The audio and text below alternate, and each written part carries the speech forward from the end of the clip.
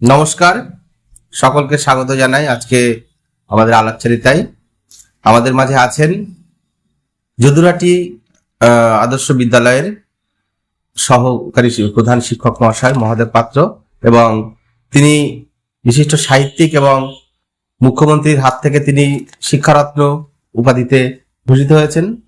আমাদের মাঝে আছেন, তাকে স্বাগত জানাই। নমস্কার স্যার, কেমন আছেন? নমস্কার সবাইকে। আজ আমি ভালো আছি। তো আপনারা খুব সম্প্রতি যে বিষয় নিয়ে চর্চায় আছেন, যে আলোর অন্বেষণে পত্রিকা গোষ্ঠীর সঙ্গে আপনি যুক্ত আছেন, মাননীয় সোহরাব হোসেন মহাশয়ের সম্পাদনায় এখন বেশ আলোড়ন সৃষ্টিকারী। এখন সারা পশ্চিমবঙ্গব্যাপী বিভিন্ন সাহিত্যিক যুক্ত হয়েছেন এই গোষ্ঠীর সঙ্গে। আপনিও গোষ্ঠীর একটা গুরুত্বপূর্ণ পদে রয়েছেন বলে আমরা জানতে পেরেছি। তো এই পত্রিকা সম্বন্ধে আপনাদের কার্যকলাপ বা ভিশনটা যদি একটু আমাদেরকে জানান। দেখুন, সৌরভ ভাই যে গুরুত্বপূর্ণ উদ্যোগ নিয়েছেন, আমি এই উদ্যোগকে স্বাগত জানাই। এবং বর্তমান যুগে সাহিত্যিক যারা টুকটাক লেখালেখি করে, অমুক করে, তারা কিন্তু হারিয়ে যাচ্ছে। আমরা তাদেরকে চাইছি যে তাদের সেই লেখাগুলোকে, মানে ছোটখাটো লেখাগুলোকে পরপর পত্র পত্রিকায় ছাপা অক্ষরে ঠাঁই দেওয়ার মধ্যে থেকে তাদের মধ্যে উৎসাহ বৃদ্ধি করা, এটাই হচ্ছে মূল লক্ষ্য। এবং একজন সাহিত্যিক প্রকৃত সমাজ সংস্কারক এবং সমাজের গঠনকর্তা বলা যেতে পারে। সমাজ যেভাবে সুন্দরভাবে সুষ্ঠুভাবে চলবে, একজন সাহিত্যের মাধ্যমে, সাহিত্য লেখার মাধ্যমে, লেখনির মাধ্যমে সেগুলো ফুটে ওঠে। সেই একটা গুরুত্বপূর্ণ দায়িত্ব। একদিকে সমাজ গঠন, আরেকদিকে সাহিত্যকে সমৃদ্ধ করা। এইরকম বহুবিধ কর্মকাণ্ড নিয়ে আলোর অন্বেষণ পত্রিকা গোষ্ঠী সৃষ্টি হয়েছে। এই পত্রিকা গোষ্ঠী একাধারে বারাসাত, বসিরহাট, বাদুড়িয়া এবং স্বরূপনগর এই কেন্দ্রিক এই স্থানগুলোকে কেন্দ্র করে এখানকার এই গ্রাম অঞ্চলের লেখকদেরকে আমরা সমৃদ্ধ করবার জন্য আমরা এগিয়ে এসেছি এবং এটাকে আমরা করব।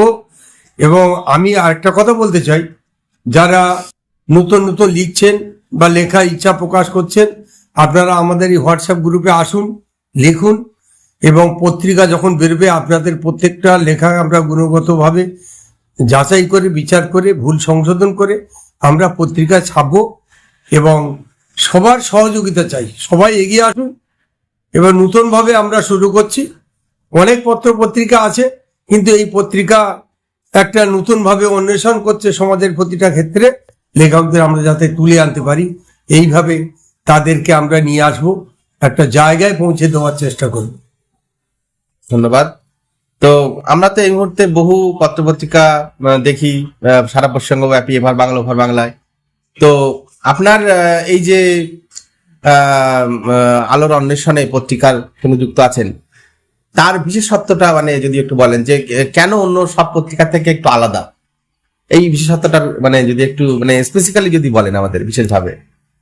কোনো আলাদা, এখন তো অনলাইনের যুগে অনলাইনে অনেক কিছু অনেকেই করছে, কিন্তু বাস্তবভাবে সাধারণত মানুষের পাশে দাঁড়িয়ে উৎসাহ দিয়ে তাদেরকে এক জায়গায় একত্রিত করে বাৎসরিক সম্মেলন করে এবং তাদের মধ্যে একটা সুসম্পর্ক তৈরি করে, এই যে নিয়ে আসা, একটা গোষ্ঠী তৈরি করা, এলাকা ভিত্তিক একটা গোষ্ঠী গ্রুপ তৈরি করে, আরো মানে আরো বিভিন্ন পত্র পত্রিকা আছে, তাদের থেকেও আমরা আরো উৎকৃষ্ট মানের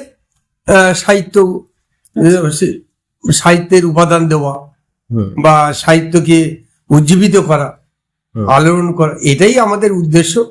তবে সব সাহিত্যিকরাই চাইছে, সব পত্রিকা গোষ্ঠী চায় তারা কিছু করতে, কিন্তু আমরা তাদের থেকেও আরো বেশি পরিমাণে আমরা সময় দেবো, শ্রম দেবো, তাদেরকে ডাকবো, দরকার হলে মাসে মাসে ডাকবো। তাদের ভুল চুকি কোথায় হচ্ছে না হচ্ছে লেখাগুলো হোয়াটসঅ্যাপে দেখবো, তার ভুল শুধরে দেবো, দিয়ে মানে সবসময় একটা পরিবারের মধ্যে তাদের পাশে থাকবো, কাজ করে যাবো, অন্তরঙ্গতা গড়ে তুলবো। হয়তো 2 মাসে 3 মাসে একবার বসতে পারি, এবার হয়তো 6 মাসে, তারপরে হয়তো 3 মাস অন্তর বসলাম। বাৎসরিক একটা পিকনিক হলো, সম্মেলন হলো, পড়াশুনো মানে আমাদের কবিতা পাঠ হলো, সাহিত্য আসর হলো। এছাড়াও হয়তো কলকাতার দিকে যে সমস্ত লিটিল ম্যাগাজিনগুলো হচ্ছে, বসিরহাটে লিটিল ম্যাগাজিন হয়, এগে বিভিন্ন এই লিটিল ম্যাগাজিন মেলা হবে, এই মেলাগুলো এইসব পত্র পত্রিকাগুলো নিয়ে যাওয়া, কলকাতায় যাওয়া। আর বিশেষ করে লেখকদের আরো উপরের দিকে কোথাও কোথাও চান্স দেওয়া, করিয়ে দেওয়া।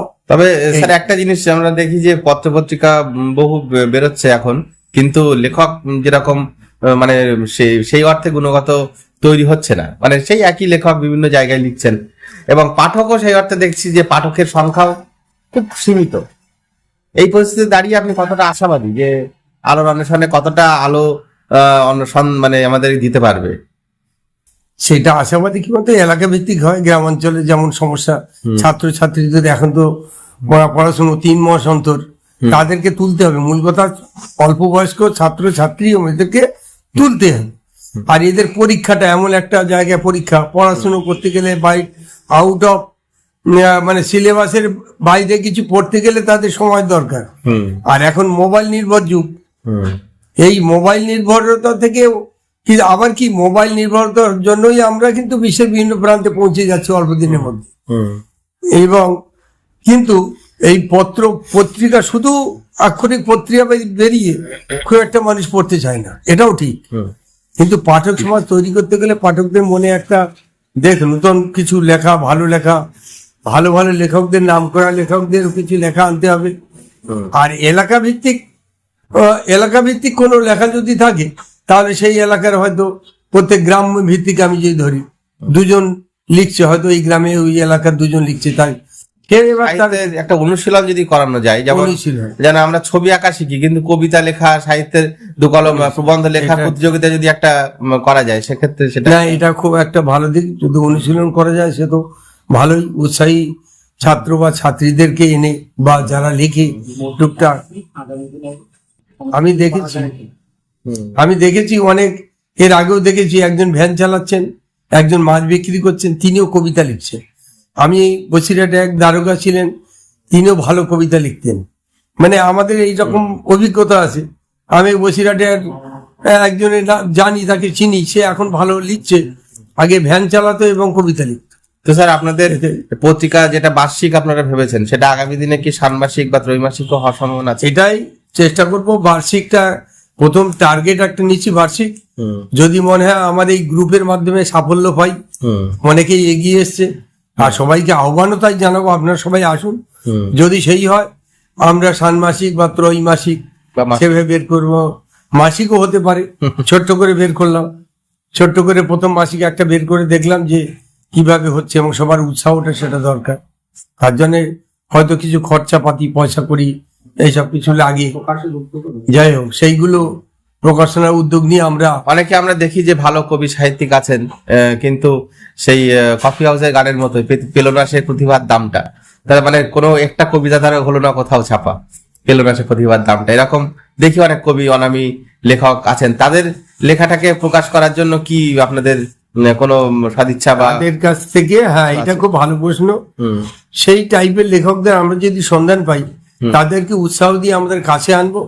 আর যদি অনুশীলন করাতে পারি আরো, সেই সমস্ত লেখকদের যদি অন্তত মাসে একবারও বসাতে পারি, হ্যাঁ, এবং তাদেরকে বই প্রকাশ করে যদি দিই, তাহলে দেখবেন সেই লেখকগুলো আরো উৎসাহ পাবে। তাদের কাছ থেকে আপাতত হয়তো আর্থিকভাবে অনেকে পিছিয়ে আছে, তাদেরকে আর্থিকভাবে না কোনো চাপ দিয়ে বা না কিছু বলে স্বল্প মূল্যে তাদের কাছে যদি দিই, হ্যাঁ, বই প্রকাশ করি, তাহলে আমাদের এই যাত্রা আরো অনেক দূর এগিয়ে যাবে আমি আশা করি। এবং আলোর অন্বেষণ চলুক, প্রতিটা মুহূর্তে আমাদের আলো চাই। শিক্ষাই হচ্ছে আলো, সেই আলোর পথে মানুষ এগিয়ে যাক, আলো দিয়ে সমাজের অন্ধকারকে দূরীভূত করুক। তো আলোর অন্বেষণ চলুক, আর এভাবেই আলোর দিশা আমরা খুঁজে পাই, আর সমাজে এটাই বার্তা ছড়াক। আমাদের মাঝে এত সময় মূল্যবান বক্তব্য রাখলেন বিশিষ্ট কবি, সাহিত্যিক, শিক্ষারত্ন প্রাপ্ত যদুরাটি আদর্শ বিদ্যালয়ের সহকারী প্রধান শিক্ষক মহাশয় মহাদেব পাত্র। আবারও আপনাকে আমাদের চ্যানেলের পক্ষ থেকে অনেক শুভেচ্ছা রইল। ধন্যবাদ। নিউজ রেনেসাঁ বাংলার পক্ষ থেকে আমি সাবির বিদায় নিচ্ছি। আমাদের ভিডিওটি অবশ্যই লাইক শেয়ার করবেন। ধন্যবাদ। ঠিক আছে, ধন্যবাদ সবাইকে।